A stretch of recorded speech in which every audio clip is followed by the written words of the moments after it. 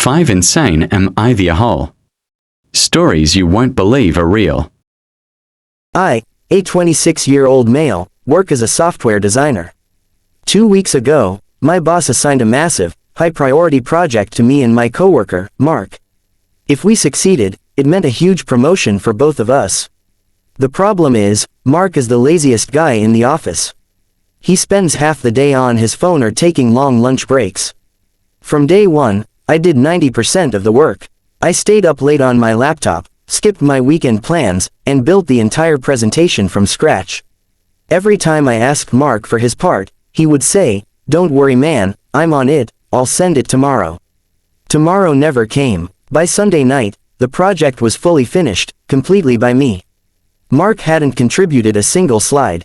On Monday morning, we stood in the big conference room in front of our CEO and the top managers. Right before we started, Mark leaned in and whispered, "Hey, let me do the talking, I'm better with public speaking." I realized he was planning to take credit for all my hard work. I just smiled and nodded. Mark stepped up, opened the first slide, and started confidently talking about our hard work and our vision. But I had prepared a little surprise. On slide number 5, I had inserted a hidden page. It was a breakdown of the project history, showing exactly who edited what, complete with timestamps. It literally showed that I spent 80 hours working on it, and Mark spent 0. When that slide popped up on the huge screen, Mark froze.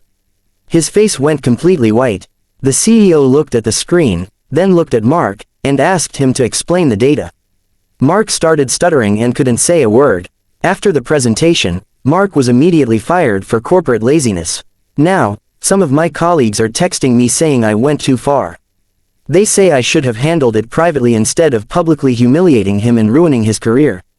My boss thinks I did the right thing, but I'm feeling a bit guilty. So, Reddit, am I the asshole? Am I the asshole for refusing to be my sister's personal chauffeur after buying my dream car? I, a 21-year-old male, have been working 2 jobs for the past 2 years.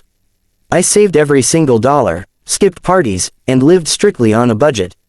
Last month, my hard work finally paid off, and I bought myself a beautiful, used sports sedan. It's my absolute pride and joy. I pay for the car, the insurance, and the gas completely by myself. A week after I got the car, my 19-year-old sister, Chloe, started college. Her campus is about a 45-minute drive from our house. One morning, my mom sat me down and said, "Since you have a nice, reliable car now, you will be driving Chloe to her classes every morning and picking her up every afternoon." I was shocked. I told my mom that I have my own job, my own schedule, and gas is extremely expensive right now. Chloe didn't even ask me herself, she just expected it. When I asked Chloe if she was going to pay for half of the gas, she literally laughed in my face and said, "You're my brother, family does things for free. Plus, your car is fast, you'll get me there in no time." I told them both straight up, I am not a free Uber. The next morning, Chloe came downstairs late, looking at her phone, and ordered me to get the keys. I locked my room, sat at my laptop, and ignored her. She ended up missing her first major exam because she refused to take the public bus. Now, my parents are completely furious with me. They are calling me a selfish, spoiled brat who cares more about a car than his own sister's education. They even tried to take my car keys away, but since the car title is only under my name, they couldn't legally do anything. My sister is crying, refusing to speak to me, and my relatives are texting me that I ruined her semester. So, Reddit, am I the asshole? Am I the asshole for completely destroying a rich influencer's internet career after he tried to humiliate me for a TikTok video?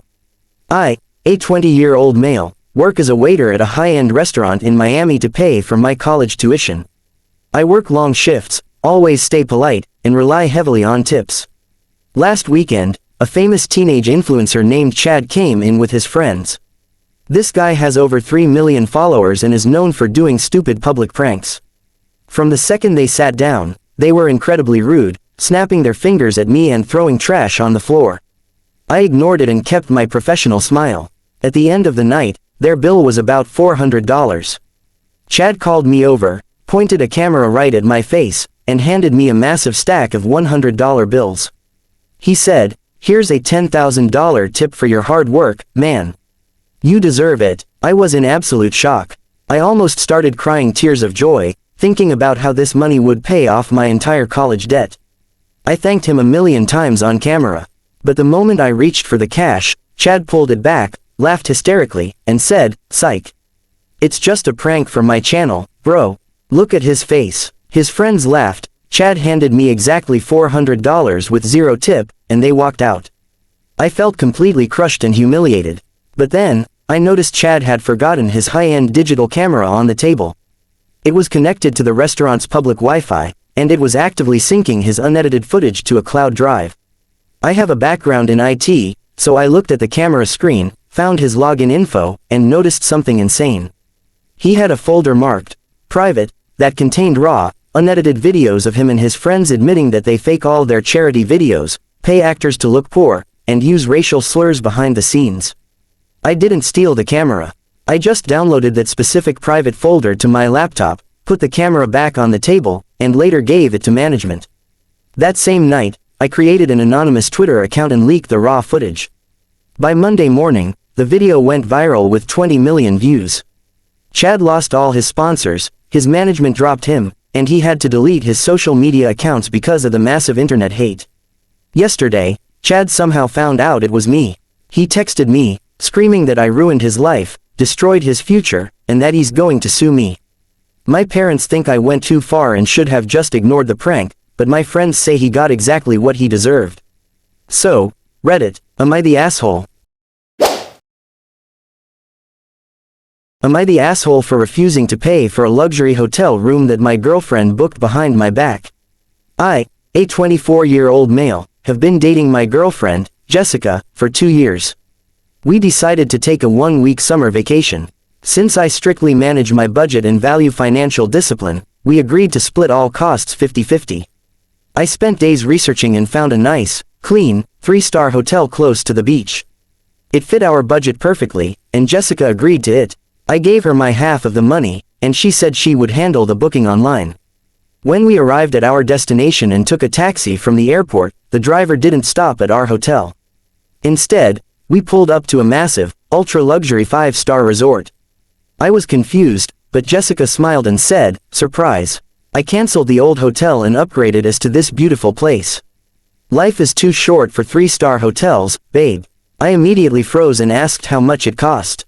It turned out this resort was 4 times more expensive than our original choice. Jessica laughed and told me to relax, saying we could just figure out the money later. I refused to check in. I told her straight up that I am not spending my hard-earned savings on a luxury room I never agreed to.